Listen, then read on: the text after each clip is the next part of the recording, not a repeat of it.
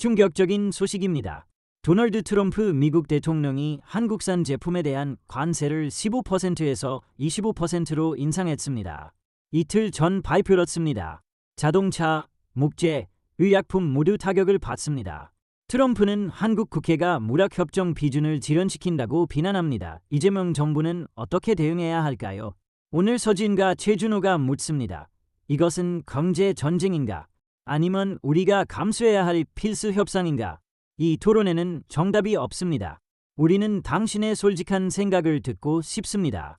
진보든 보수든 찬성이든 반대든 모든 목소리가 중요합니다. 용기 있는 의견을 기다립니다.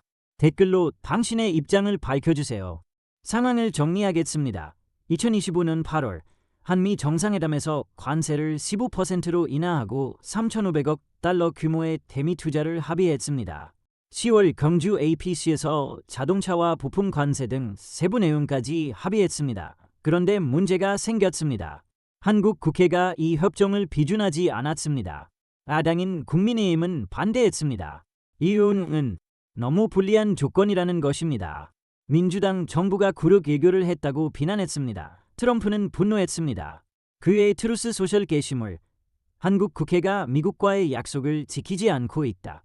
관세를 25%로 인상한다. 자동차, 목재, 의약품, 그리고 모든 상호 관세 적용 품목에 적용된다. 현대자동차, 기아, 삼성전자, LG화학 주가가 폭락했습니다. 경제부총리는 긴급회의를 소집했습니다. 미국 대사관 앞에서 시위가 벌어졌습니다. 경제폭력, 동맹국 배신 구호가 외쳐졌습니다. 서지은은 이것이 제국주의적 경제협박이라 주장합니다. 최준호는 국회가 국익을 망쳤다고 비난합니다. 이건 노골적인 경제폭력입니다. 동맹국에게 이렇게 하는 게 정상입니까? 트럼프가 뭐라고 했는지 봅시다. 한국 국회가 약속을 안 지킨다. 잠깐만요. 국회는 독립된 기관입니다.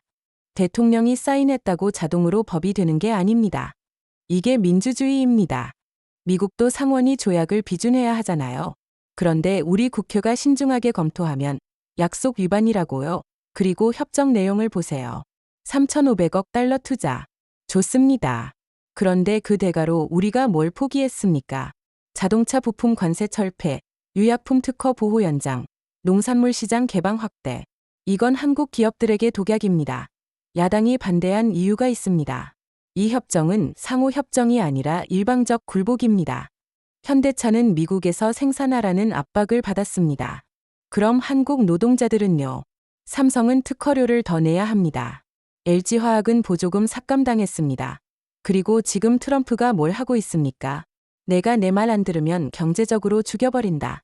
이게 동맹입니까? 이게 협상입니까? 이건 갑질입니다. 경제 제국주의입니다.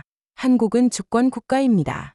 우리 국회가 우리 국익을 위해 협정을 검토할 권리가 있습니다. 트럼프가 화났다고 25% 관세. 이건 협박입니다. 우리는 굴복하면 안 됩니다. 서지은은 감정에 호소하고 있지만 현실을 무시하고 있습니다. 사실을 직시하겠습니다. 첫째, 국회가 협정을 비준하지 않은 건 정치 게임 때문입니다. 야당은 이재명 정부를 망신시키고 싶었습니다. 굴욕 외교라고 공격했습니다. 그런데 대안이 뭡니까? 지금 25% 관세가 대안입니까? 국회가 정쟁하는 사이 경제가 무너지고 있습니다. 둘째, 서지은은 주권을 말합니다. 좋습니다. 그런데 주권으로 밥 먹고 살 수 있습니까? 한국 경제는 수출로 먹고 삽니다. GDP의 40%가 수출입니다. 그중 미국은 최대 시장입니다. 우리가 미국 없이 살 수 있습니까? 없습니다. 셋째, 트럼프는 거래의 달인입니다. 그는 약한 모습을 보이는 나라를 짓밟습니다. 한국 국회가 우왕좌왕하는 모습을 보고 이 나라는 만만하다고 생각한 겁니다. 우리가 먼저 약점을 보였습니다. 넷째, 중국 카드를 보세요. 이재명은 중국에 너무 가까이 갔습니다. 베이징 방문, 시진핑과 포옹, 북한 문제에서 중국의 도움 요청. 트럼프가 이걸 좋아할 리 없습니다. 한국이 중국 편으로 가는구나라고 생각한 겁니다. 현실은 이겁니다. 한국은 안보는 미국에, 경제는 미국과 중국 둘 다에 의존합니다. 우리는 줄타기를 해야 합니다. 그런데 국회가 줄을 끊어버렸습니다. 지금 우리는 추락하고 있습니다. 해법은 하나입니다. 국회가 즉시 협정을 비준하고 이재명이 트럼프에게 사과하고 관계를 복구하는 겁니다. 자존심으로 현대차 노동자들 먹여 살립니까? 사과하라고요. 우리가 뭘 잘못했습니까? 민주적 절차를 따랐을 뿐인데. 절차 따르다가 경제 망쳤습니다. 삼성주가 10% 폭락. 이게 민주주의의 승리입니까? 주가 회복됩니다. 그런데 주권 포기하면 영원히 미국 식민지입니다. 식민지, 과장하지 마세요. 이건 상호 이익입니다. 우리도 미국 시장 필요해요. 상호이익. 3,500억 달러 우리가 투자하고 우리 시장 개방하고 관세는 미국이 올립니다. 이게 상호입니까? 올린 이유가 국회가 비준안해서잖아요. 원인을 만든 건 우리입니다. 최준호의 논리가 얼마나 위험한지 설명하겠습니다. 첫째, 그는 현실주의를 말하지만 실제로는 굴종주의입니다. 미국이 강하니까 무조건 따라야 한다. 이게 무슨 요교입니까? 이건 속국 마인드입니다. 한국은 세계 10위 경제 대국입니다. GDP 1.7조 달러입니다. 우리가 왜 이렇게 비굴해야 합니까? 둘째, 트럼프의 관세는 불법입니다. WTO 규정 위반입니다. 한국은 WTO에 제소할 수 있습니다. 유럽연합도 트럼프 관세에 맞서 싸웠습니다. 중국도 보복 관세를 부과했습니다. 예, 한국만 사과해야 합니까? 셋째, 중국 카드 문제. 최준호는 이재명이 중국에 너무 가까이 갔다고 합니다. 그런데 사실을 봅시다. 한국 수출의 25%가 중국입니다. 미국은 15%입니다. 경제적으로 중국이 더 중요합니다. 게다가 북한 문제는 중국 협력 없이 해결 불가능합니다. 이재명이 실용 요교를 하고 있는 겁니다. 넷째, 가장 중요한 점.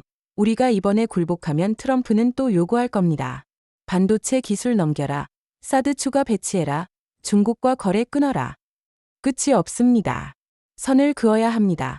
대안이 있습니다. 국회는 협정을 재협상하라고 요구합니다. 미국의 상호주의를 요구합니다. 우리가 양보하면 미국도 양보해야 합니다. 동시에 EU, 일본, ASEAN과 무역 다각화합니다. 미국 의존도를 낮춥니다. 이게 진짜 국익입니다. 서지우는 이상주의로 경제를 파괴하고 있습니다. 냉혹한 현실을 말씀드리겠습니다. 첫째, WTO 제소. 좋습니다. 몇 년 걸립니까? 3년, 5년. 그 사이 한국 기업들은 파산합니다. 현대차는 미국에서 연간 80만 대를 팝니다. 25% 관세면 가격이 경쟁력을 잃습니다. 판매가 절반으로 줄어듭니다. 울산 공장 노동자 5만 명이 일자리를 잃습니다. WTO 승소하면 그들에게 일자리 돌려줍니까? 둘째, 중국 의존도. 서지우는 중국 25%, 미국 15%라고 합니다. 맞습니다. 그런데 질문 하나 하겠습니다. 중국이 대만을 침공하면 어떻게 됩니까?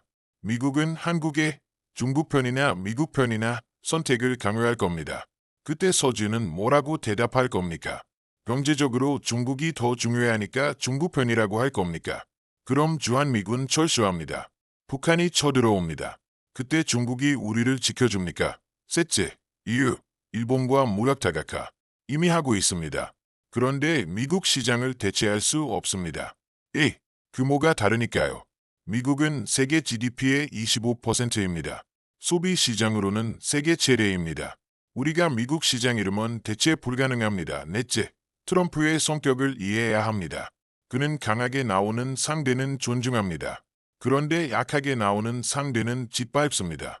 지금 우리는 약해 보입니다. 국회가 분열되고 정부가 우왕좌왕하고 시위대가 미국 국기를 불태웁니다. 트럼프는 한국은 통제 불능이다라고 생각합니다. 해법은 하나입니다. 강력한 리더십입니다. 이재명이 국회를 설득합니다.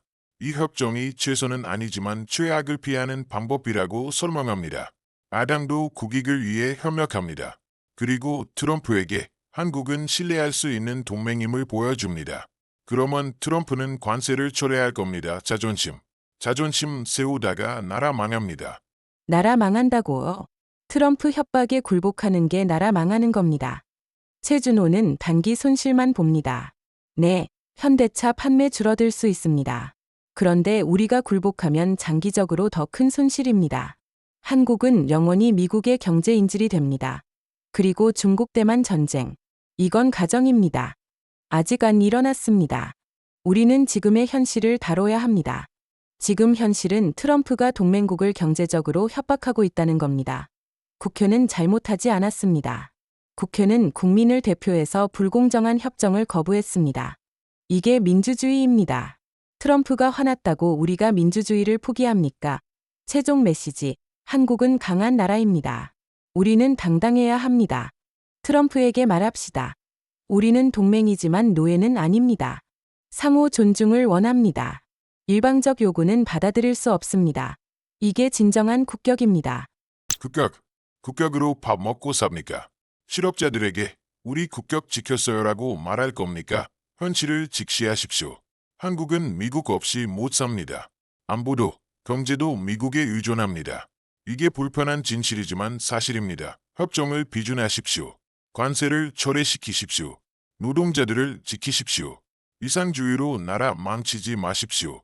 경제 전쟁인가 필수 협상인가? 주권인가 생존인가? 자존심인가 현실인가? 트럼프의 25% 관세가 한국을 흔들고 있습니다. 국회는 아직 결정하지 못했습니다. 시간은 흐르고 있습니다. 여러분의 생각은 댓글로 의견을 남겨주세요.